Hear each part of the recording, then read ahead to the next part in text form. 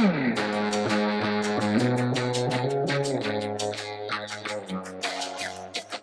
is the most you can get up there where you guys can see that or feel of it if you want.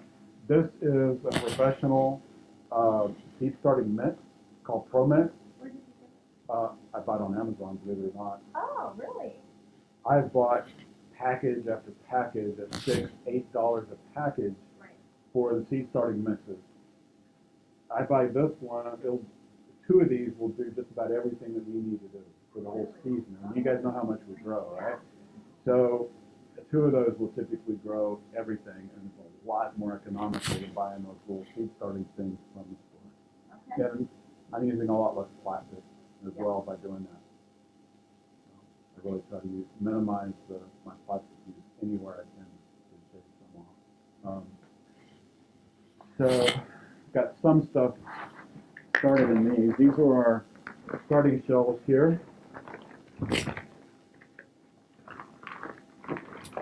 Some of these, this are destined for the field.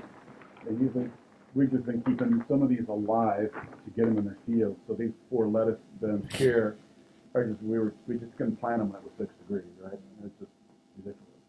This top shelf has some microgreens. These are radish and peas.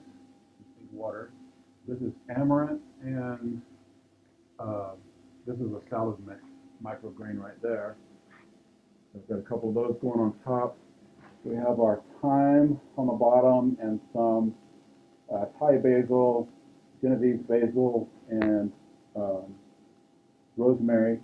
These are African blue basil, and there's one little boysenberry I saved because it got broken off. So it's going to need a home. So these will go straight from these little trays to the field? You won't pot them in anything bigger first? Not those. Yeah, those will go straight in the ground in the field. And those are way overdue, but like I said, the weather has not allowed us to do that. What temperature are you 72. Basically, this is what we call our germination section. And really what we're trying to do here is germinate things. So this is cabbage. It's ready to go in the ground, and that's destined for those empty beds we saw out there. This is a mix. This has collard greens and kale. I thought cabbage was a winter. It's a cold hardy plant. It won't take being frozen. Okay. Yeah, like our light freezes we'll begin to get this time of year. It's fine with that. Okay. It just can't sustain, multiple days of 10 degrees. Right? Right. It won't take it.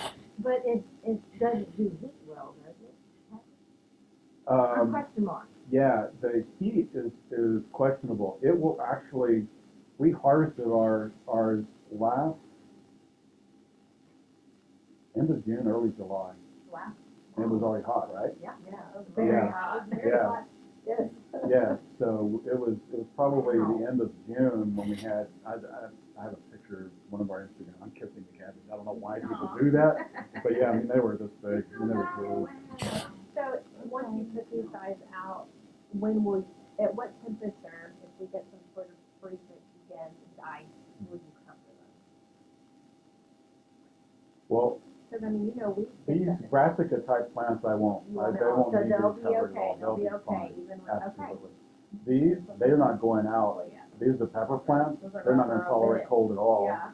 So they won't go out until towards the end of March. Yeah.